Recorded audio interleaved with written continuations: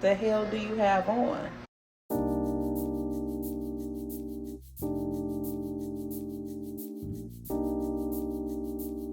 Ladies and gentlemen, welcome to a Connoisseur's Conversation. Enjoying this day, enjoying this lifetime moment. It's the holiday season, so we're going to get right into what it is to talk about the scent of Bob's Sérénité in Bourgogne. This is one that has kind of, swept in and stepped in to really sweep me off my feet as far as having a beautiful fragrance profile go. It's a gourmand-adjacent fragrance from Bob. Now, I've had some experience with Bob, as probably many of you have as well. I've had the Bob original in my collection in a sample form, decant form, and I've also had the fragrance years ago, Egypt. Egypt was one that I wore a bottle of it. It was when my collection was a lot smaller, so I was able to wear through bottles of things. Never replaced it or repurchased it. It was one that was a great woody style of fragrance for my collection. Very beautiful scent profile, done well.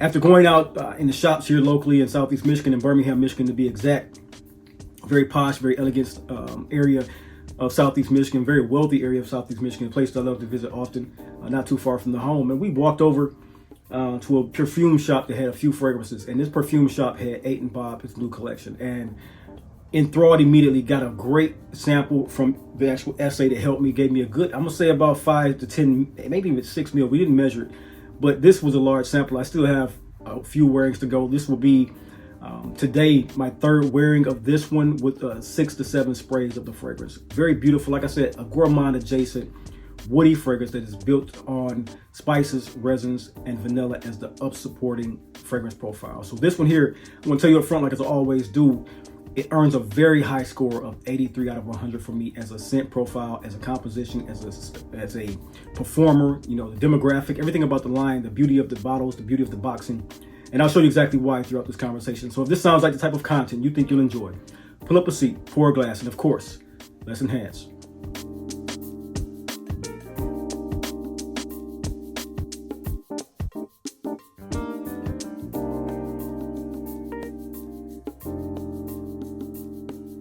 Ladies and gentlemen, welcome to The Dry Down, the lifestyle channel where we as enthusiasts aspire to enhance and elevate our olfactive sensory experiences through understanding of different aromas, facets, and nuances of scent, cigars, and wines. I'm your host, Chris.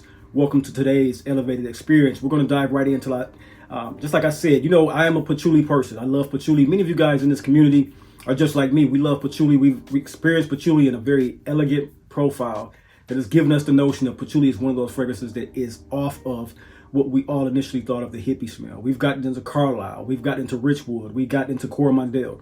Very elevated perfumes, even a fragrance that is adjacent to, but not too adjacent to, which is Patchouli Paris from Guerlain, which is a fragrance I truly, truly enjoy wearing. Got a decant of that one or a sample form of that one, wore through it. Look forward to getting into my collection, but a few bottles ahead of it. But that fragrance, along with a few other Guerlains, once I start to dive deeper into that actual catalog of the fragrances, I'll dive deeper and get more of those into my collection. But said and done, this one here is one of those very beautifully, slowly moving, slowly evolving fragrances that are very confident stride.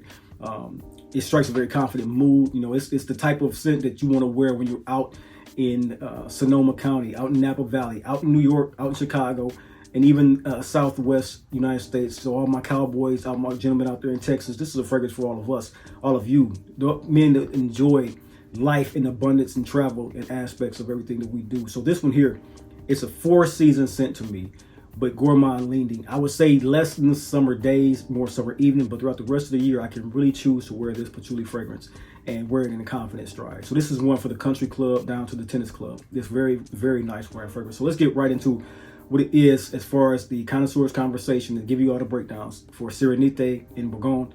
Let's get right to it. Composition wise, that's where one of my high scores always comes from for a fragrance like this. This is my essence. This is my type of fragrance. This is one that's going to score a 44 out of 50. Let's start with the breakdown of the notes. I'll give you this. This one opens and brings a note of pink pepper, CO2, and saffron. There's a very warm, spicy, and resonant style spark to the beginning of the fragrance, but it's very smooth and not sharp in any way. That spark is very much so a lively one, but it's not something that's very sharp. The tonality of it is smooth and very, very, I would say, that's where you begin to take the notion that this is a gourmand adjacent fragrance for a man to wear. This is not something I would think would strive and do well on a female. This is, or a woman, I should say. I'm gonna quit saying female. On a woman, this would be something that would be much so catering to the masculine skin, the man's persona, and do well. So the tone of this one is about the richness, the golden richness of a ambers, and the richness of the red saffrons and the things that come off in the area of wealth smelling. I did a video a few months back, I'm gonna say, and it was the smell of bohemian wealth, and that was catering around the air, kind of like the air of what patchouli can do for the man when we wear these fragrances. And that video did quite well, I must say. I'll leave a link to it up top. It did quite well in the viewership, many compliments or comments from it. And this is a fragrance that will fit quite well in there. The smell of wealth really radiates from this particular scent profile.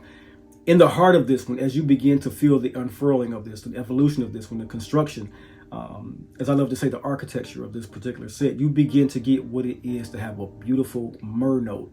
Myrrh and patchouli is becoming one of my favorite, along with tonka. Introduced to that recently from a fragrance from Joe Malone, which was myrrh and tonka. I've just become very much so happy with the way that perfumers are using those two notes in combination. So this one, as you smell the myrrh come off of this one, it's not a lot of frankincense at all. Nothing really to detect if there's any. Usually they go hand in hand, but this one is purely a myrrh benzoin style. And then it also has what they've called a Vietnamese oud. Very resinous, slightly smoky, and quietly opulent is what you get from this one. Very, very, very, very compliment worthy, compliment magnetic style of fragrance. This is where you start to get the leaning in of the grown man terrain and territory on the fragrance at that mid. It's not loud, it's nothing very abrasive, nothing, just anything but a sexy, woody, mature, resinous dialogue coming from this particular scent profile. One that all of us that enjoy the community of the dry down will understand of how that luxury patchouli, ambery, oudy fragrance will come across. Perfection done in its structure. You go to the base of this one, and that's when you begin to feel everything of the sex appeal, everything of the flirtatious structure of this one. That's when you start getting the very, very enveloping bourbon vanilla CO2 extract, and the patchouli starts to even come in heavier with the cakey, chocolatey style.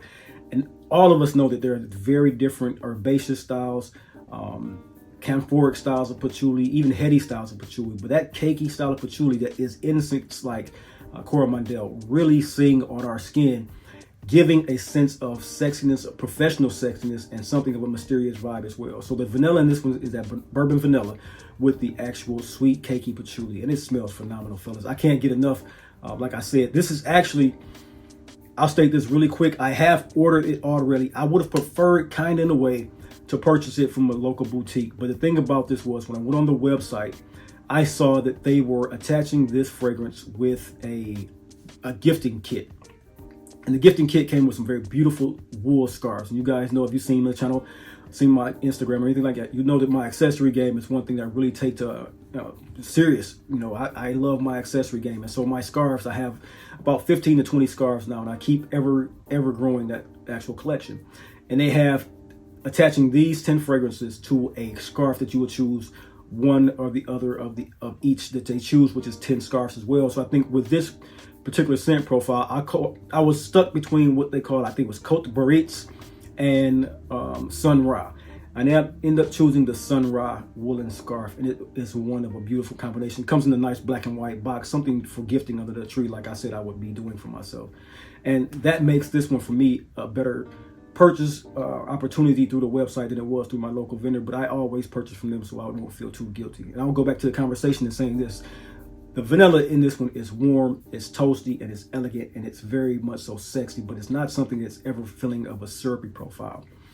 I would say that this as well. The patchouli grounds it, and that makes it one of the best sexy, masculine, mature leaning gourmand adjacent fragrances. It gives it this subtle earthiness, this subtle dryness, and it keeps the sweetness, disciplined, and masculine. If you've ever been a part of this community and smelled such fragrances, like I've mentioned in the actual conversation here, as far as patchouli Paris, as far as Richwood, none of these really smell the same, except for one in my collection that has a patchouli that is a 30-year age patchouli, which is Raw Gold from Thomas DeMonico. Not a similar scent and profile, but the similarity is in the patchouli. And also, I'll even go ahead of that and say that if you are a person who loves what the scent profile of Cartier parfum, Pasha parfum, is done for you in the past, or have you smelled that and you heard the conversations around that particular masculine masterpiece of patchouli and ambers, you will know what I'm talking about when I'm speaking about the sexiness and the profile of vanilla laden, myrrh laden, benzoin-esque, saffron, genuinely classy type of fragrance. That's what you get here in this one from the brand of Aiden Bob. Sérénité in Bourgogne is one that I'm truly, truly enjoying, as I stated. And I want to state that emphatically, because a lot of times bringing up perfumes in this way and painting the picture of what it is as far as note structures and things like that, I need to give you references, and I also need to give you a passion proposition of why I like it, love it, or want it in my collection. And like I said, I've already ordered this and it's coming to my collection. I can't wait to wear it in those upscale moments, those evening outs and those dates, going into the seasons, and even the transitioning out of fall into winter and from winter to spring is going to go off greatly. This fragrance, to me, it strikes the perfect balance of gourmand, where it's that space of sweetness but still adult style. The transition on this one is smooth. It's very spicy up top in the front in the beginning. Goes to that resin, and then it transitions to the warm woods and patchouli sexiness of that bourbon vanilla. So to me, stating all that is factual, that why I love it. The only thing that holds this one back from me, and I will state this to you, is something that you may want to consider, is that it stays in its lane. It is one that doesn't shift dramatically or surprise you after the first hour or so, which is kind of like great to good, but it's also one of those things that has that deficiency of evolving greatly for an hour. And then once it gets to its base, which is still sexy, and I wouldn't change it for a thing, but I would like to see it at least take an hour or so longer to get to the base profile, because the patchouli is what it is. It's a strong vanilla patchouli fragrance. And so that's one of the notes that is hard to blanket and keep under wraps. But all in all, versatility with the cooler weather is great, but not year-round. Shapeshifter for the summer evenings, but it does actually something I feel in this I can wear, because I have done patchouli fragrances like this in the summertime, especially like Pardon. Wonderful, wonderful wearing fragrance for me in the summertime. But we have a different climate up here in Detroit area, so that's one thing you have to consider as well. So the craftsmanship, the warmth, the cohesiveness is all wrapped into one great package. The storytelling of the scent, as far as like being Sérénité in Bourgogne, which I specifically told you again, which is the Serenity of Burgundy, all is done well, and that's why I'm going to give this the 44 out of 50 for the composition. Next, let's get right into sillage and projection of this fragrance. So when talking about the performance of the scent profile around this particular scent, I would say this: the first thing that I'm conjuring is a statement of confident but controlled, and that type of category. You know, we try to put certain fragrances in categories and put them there legitimately. And to me, this one is a confident, controlled category style of fragrance. It's one that has a lot of sillage that is respectable. You get a very warm, inviting trail, 2 to 3 arms length at least for the first hour and a half. That space is especially sexy around you. It's very, very warm and inviting. But that's early on, when you have the saffron as well, kicking up some of that pepper effect, and that activeness of the pink pepper is in that opening. You get a lot of that effervescent feel, that push, that diffusiveness. On skin, when it's coming to that hour and a half, 2 hour mark and later, it holds on steadily for a full evening. It's not something that ever dissipated. I was able to get conversations and ask people how it smelled on my wrist and arm 4 to 5 hours after I sprayed it, walking in cooler temperatures and being inside of shops, going inside of pastry shops, going inside of different clothing shops, seeing what the wares that they had, going inside of a jewelry store and a watch store, understanding that going amongst people, having conversations, and being one that wanted to invite conversation about the fragrance, asking how it smelled and what it felt like to them. That was what I was able to understand, that people within that first hour and a half, 4 to 5 feet, 2 arms length, was very much so something they were getting off of me. I did have on some under my coat on my chest, but I didn't expect that to come out too much, but the wrist action was good. So in thinking about that, to me, I can't give it a perfect score in its projection of sillage, because it's one that performs well, but it doesn't dominate a room beast mode wise. And when we talk about the nuance of how we want perfumes to smell and project and be elegant and be measured and have sense of strength, and something that you can also think of yourself cognitively and not be one that feels unassured in what you're smelling like, and not creating such a wide aura around you. Some of these fragrances, like myself, I love to smell and project in the room, but I also love to be discreet, and that's what I'm saying about this one. So me saying what I'm saying, the evolution, the projection, the sillage, I would give it, to me, a 16 or 17 out of 20, because that first hour and a half in the cold weather, it was about 35 to 40 degrees that morning, and throughout the day I stayed outside, and so it was giving a temperature that was very low, and it was still cutting through the air, giving me a great amount of projection and sillage. So I'm gonna give it around a 17 to 20 for that particular category. So that's a great number as well. I mean, how much more can you ask for in a fragrance that it has this amount of sex appeal, projection,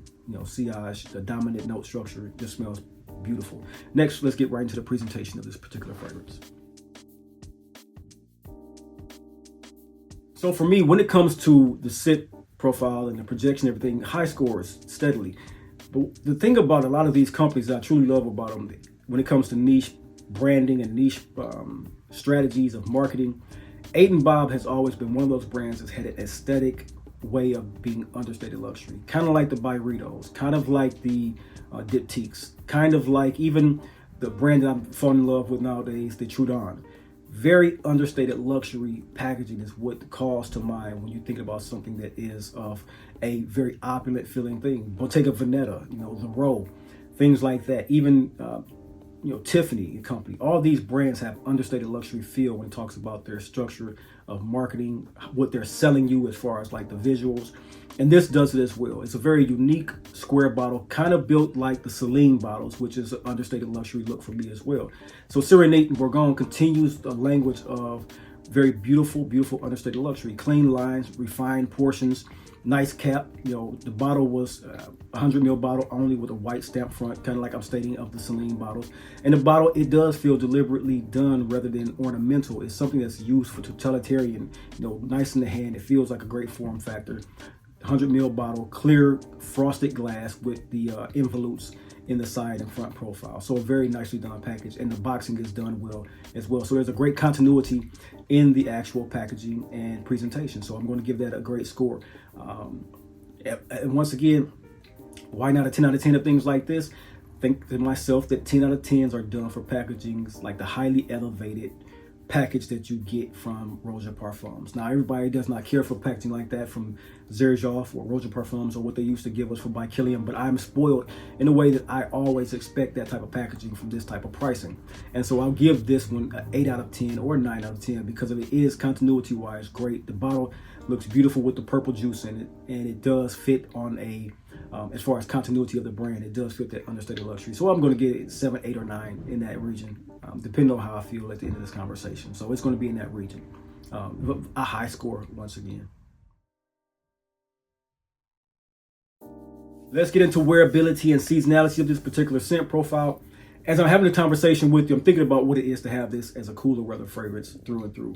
Now, I stated in the composition wise that it's one that I will wear in the summertime, and I can see myself doing so because a heavy, spicy fragrance can sometimes smell very, very sexy in a cool summer evening, especially when going out on boats and things like that, which we do here off the Detroit River very, very often. Running up and down the Detroit River in these boats is one of the fun things that we do here in our summer times. And I find that spicier fragrances can come off very, very well in that type of environment where it's we're going out, we're sitting at the boats off to the side of the Aretha Franklin amphitheater, listening to the jazz, listening to the Wednesday summer jazz concerts, and it's just a great breeze coming through, and you smell sexy and not too overbearing. You don't want to do 10 sprays, of course. Something 2 or 3 sprays, and you're going to smell phenomenal. And so for me, even though I'm stating that this is more, of course, I'm going to state it's tailored toward a cool weather scent profile. So no question, fall, winter, early spring is what I'm stating is going to be great for the sweet spot of this particular scent profile. So the vanilla, the myrrh, the patchouli, all come off phenomenally well. It gives it weight and warmth, which I love about a fragrance. So it could feel a little more heavier than you would expect the fragrance profile going into the summer. But like I stated, I gave a scenario, an anecdotal scenario that would fit great for the summertime for myself. Cold weather is great. It glows like, the beauty of an ember should. It's settling on the skin like a beautiful patchouli, chocolatey patchouli fragrance should do, and has done for me over the last couple of days. As far as versatility goes, this is perfect for dinners, lounges, nights out on the river. intimate settings, casual settings, things that you want to do as far as date night. It can be a scent that you go on in the 4 o'clock hour and wear throughout the evening. Not too much of a day scent, but very much so built for 4 o'clock hour and beyond. Evening to night is great for this one. Very sexy, very appealing on skin, very sexy and warm, gourmand adjacent scent. So not ideal for gym, not ideal for office, not ideal for super high heat environments. It will not succeed well for you. So this one leans toward evening over daytime, certainly. So that's where I'm going to talk about the versatility for that one. So for that, I'm giving this a 10 out of 15 in the point system that I like to rate it in. So that's a great point system for a fragrance that is built and selling at this point in time in the year. But as I always say, wear what you want when you want. That's no problem for me. Impression wise, for me, this is a fragrance that comes off steady, it comes off mature, and it comes off composed. Very much so strategic in my wardrobe wearing sense and scenarios. You know, I love to bring out the blend series, and I'll welcome you guys to a blend series this coming Friday.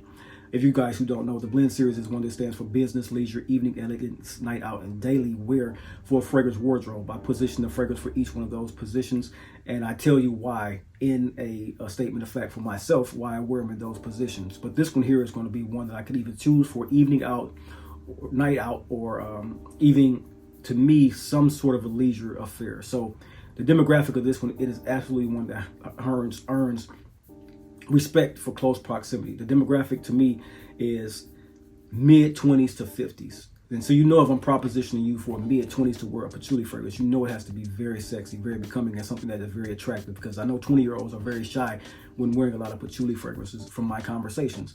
This one here really meets the criteria to jump into as a young man wearing a patchouli fragrance that smells phenomenally sexy. So for me, the 20s to 50s is exactly where the sweet spot lies for the actual demographic. Someone who enjoys refined sweetness rather than that of the sugary gourmand facets like myself, and you always know that. This is where these sort of gourmands come into play for me. A collector, enthusiast, one who appreciates spices and resins is one who's going to love this. I mean, 100% you're going to love this particular fragrance. So men who want sensuality without theatrics, men who want like a vulnerable style scent that is very alluring, this is going to be great for you. So it is one that's built on purpose. It's built on a specific type of wear, and it's also one that is not universal but perfect for nights out and on the right man. It's going to be great for this one. So for me, I'm going to give this a mid-tier demographic of 3 out of 5. Even though that man is 20 to 50, that man has to be a specific person that can pull off patchouli, sweet, warm patchouli fragrances. But I trust and believe that if you get your nose on this, you will be able to pull it off at any stage of your life, in any headspace of your life. You're going to be doing fine. So finally, the final scores I think I'm going to give for this one is anywhere between the 82, 84 type of range. More likely landing me at 83 because that's the midpoint of that one. Composition, as I stated, 44, sillage and projection 17. The actual presentation is going to be a 9, wearability 10, and some of that's going to change a little bit, possibly, maybe. But right now, that's what I got. And of course, the impression and demographic, what I just stated, was a 3, giving it a total of 82 to 84-ish, more than likely landing on 83. So in summary, Sérénité in Bourgogne is one of those fragrances that really smells beautiful. It's a warm fragrance, very polished fragrance. Gourmand adjacent leaning, like I stated in the prologue, very beautiful fragrance that has a spice, resinous kick. Vanilla is in the base of this, making it sexy and warm from that bourbon and vanilla, along with the ambers and the sophisticated patchouli that is a chocolatey patchouli. Great for evening moods through and through. It knows exactly what it is. You know exactly what it is. It's steady, it's elegant, and it's grown man sexy. That's why I brought it to your attention. I hope you get a chance to get this on your skin. If any of you guys want this sample, I don't mind giving it to you. Just pay for shipping, because I don't want to pay for shipping. But you could have the sample. The sample's got about 6 or 7, maybe even 10 to 15 sprays. And if you want it, you can have it. Just let me know in the comment section below. Like I said, you pay for shipping. It's all yours, because I did buy the bottle. I know what the fragrance does, and I want you guys to know what the fragrance does. So ladies and gentlemen, as always, remember, scent is memory, collecting is culture, collecting is legacy, and community is culture, and we're here to dry down. We are the culture. Guys, thank you for tapping in and tuning in to this particular video. I hope you got something educational and entertaining from this. Have a blessed day. I'll see you in the next video. Peace.